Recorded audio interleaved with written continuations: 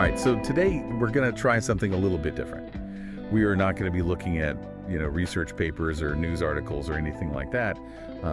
Instead, we're going to be Yeah, that's a very interesting take. Definitely. And this viewpoint really taps into a long-standing tension in Australia regarding Aboriginal land rights and the legacy of colonization. For many Australians, the issue of land ownership isn't just about legal technicalities, it's about historical injustices and a sense of unfinished reconciliation. Yeah, absolutely. So it's a lot more layered than just, taxes. It's Yeah. very interesting. Okay, so moving on. He also has some pretty strong opinions about healthcare, specifically the concept of free healthcare, which he doesn't believe exists. Right. He even asks, why should doctors be free when lawyers and dentists aren't? Okay, I see. So this really reflects a common argument against universal health care, right? The idea that someone always has to pay the piper in the end. Right. And this definitely resonates with those who question the sustainability and the efficiency of government-funded health care. And, this is particularly relevant in a country like Australia, which is already facing some budgetary constraints as it is. Absolutely. And when it comes to youth crime, Cordeaux does not mince words. He believes that parents should be held both legally and financially responsible for their children's actions. Yeah, and this is a viewpoint that often surfaces in these discussions about youth crime, especially when you're talking about repeat offenders. Yeah.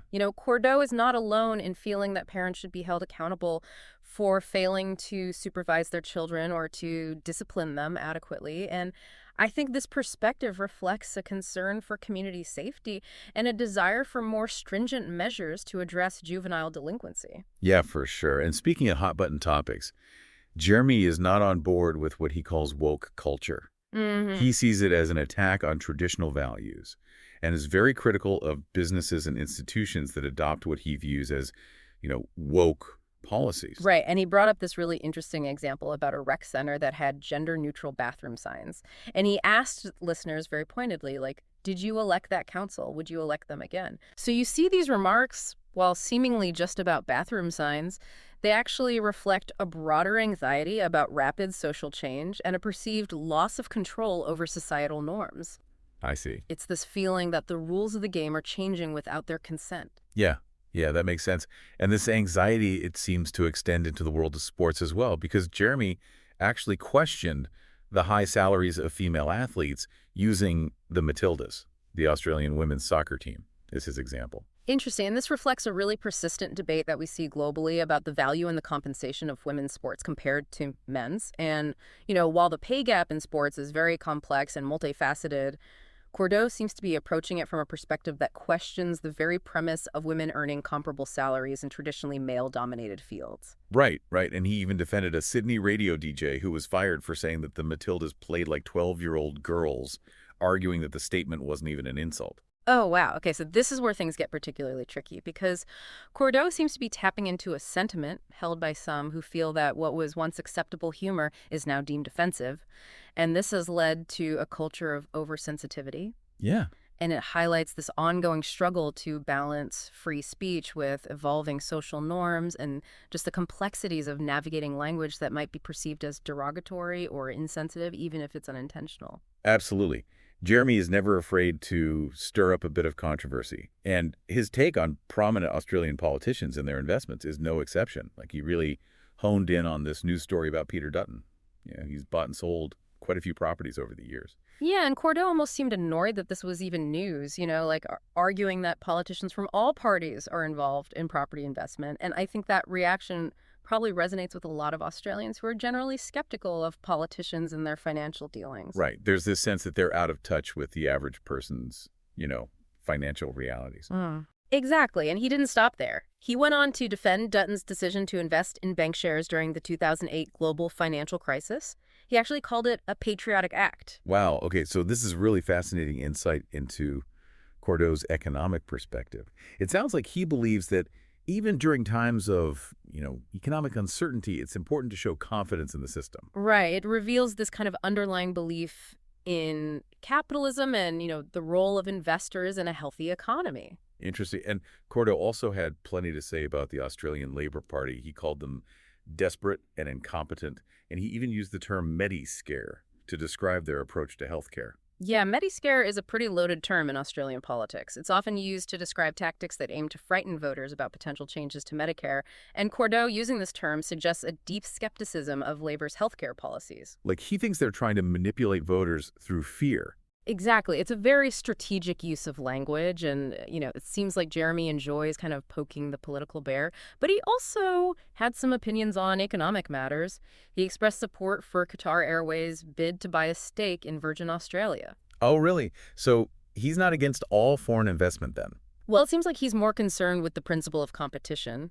He argued that more competition in the airline industry would ultimately benefit consumers, which is a classic argument in favor of deregulation and a free market approach. Right, so he's applying that principle pretty consistently, even when it comes to potentially controversial foreign investments. It seems that way, and then he kind of shifted his focus to Woolworths, one of Australia's largest supermarket chains, and he took issue with what he sees as their woke policies, specifically their decision to temporarily stop selling Australian flags. This is interesting because it shows how even seemingly minor actions by corporations can become like these huge flashpoints for a cultural and political debate. Absolutely, and for Cordeaux, this decision seems to represent a betrayal of national pride and an example of political correctness gone too far. Yeah, and it likely resonates with those who feel that companies should just stay out of political matters altogether and just focus on, their core business. For sure, and he even offered them some business advice, telling Woolworths to stick to their knitting and leave politics out of it. It's a common sentiment we hear, right? This belief that businesses should just prioritize their shareholders and their customers, and that engaging in these controversial topics can alienate certain segments of the customer base and ultimately harm the bottom line. Absolutely. And just when you think he's covered it all, Jeremy leaps into the world of international politics. He expressed bewilderment over Donald Trump's dealings with Ukraine, particularly that infamous phone call with Zelensky that led to Trump's first impeachment. Okay, so he is paying attention to global events, even if he's mostly focused on Australia. He is, but his reaction, or maybe lack thereof, is quite telling, almost like there's a level of fatigue or even resignation when it comes to the controversies surrounding the Trump presidency. It's like he's seen so much political drama that he's become desensitized to it. Yeah, maybe. And yet he found this hypothetical scenario of John Lennon meeting Donald Trump super intriguing. He actually called it a potentially historic moment. Okay, that is an interesting thought experiment because you're bringing together these two figures with vastly different personalities and worldview. It's like, what would that conversation even sound like? Right, and it kind of speaks to Cordeaux's ability to find these unexpected points of connection and use humor to illuminate the vast spectrum of beliefs and opinions that exist in society. Absolutely. So from local politics to international affairs, Jeremy Cordeaux's commentary really paints this vivid picture of his worldview.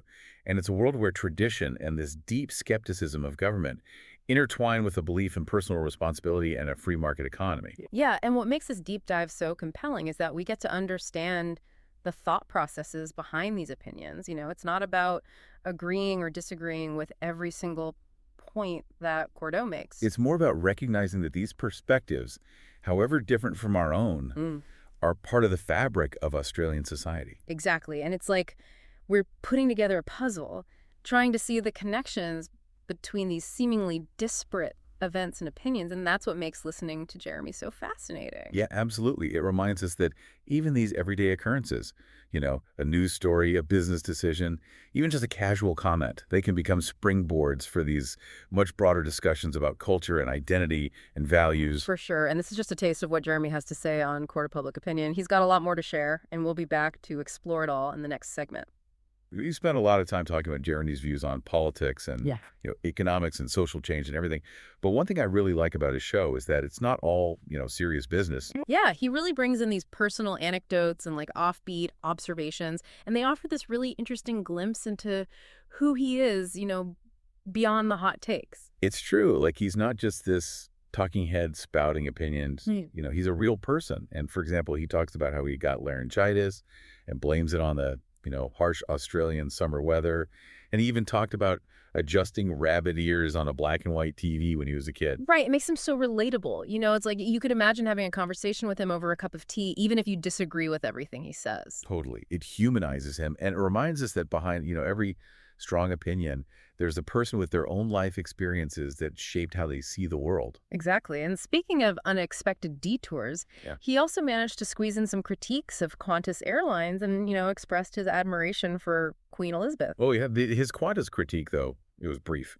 It probably resonates with a lot of Australians. I feel like everyone has this kind of love-hate relationship with their national airline. It's true. It's a very shared experience. And then his praise for the Queen, especially her wartime service as a truck driver, I think it suggests a nostalgia for a bygone era. Yeah, like a longing for a more, traditional style of leadership. Right. And then there's this moment where he quotes Margaret Thatcher, talking about the pitfalls of socialism. And then he says, "Bless you, my dear." Oh, wow. It just reveals his very clear distaste for socialist ideologies. He's definitely a traditionalist when it comes to economics. For sure. And it's amazing how he just seamlessly weaves these seemingly unrelated topics together. He'll jump from socialism to the history of the Happy Birthday song like it's nothing. It's like we're on this whirlwind tour of his brain, complete with, quirky historical facts and random tangents. One minute he's analyzing the design of the Louvre pyramid, and the next he's talking about the introduction of oranges to Hawaii. It's wild.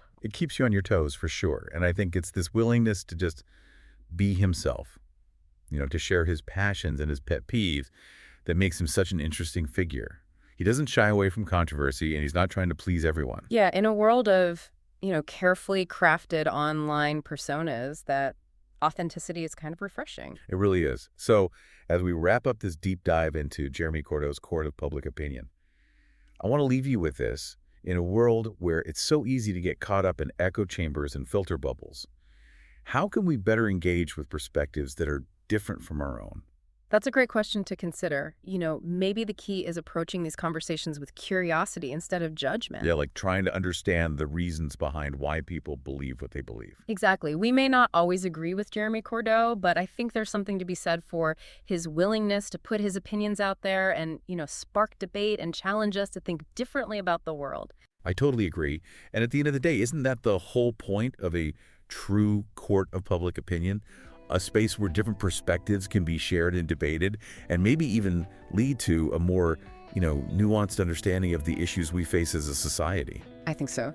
Well, thanks for joining us on this deep dive into the world of Jeremy Cordeaux. We hope you enjoyed it as much as we did. Feel free to share your thoughts with us on social media. And as always, we'll catch you on our next deep dive.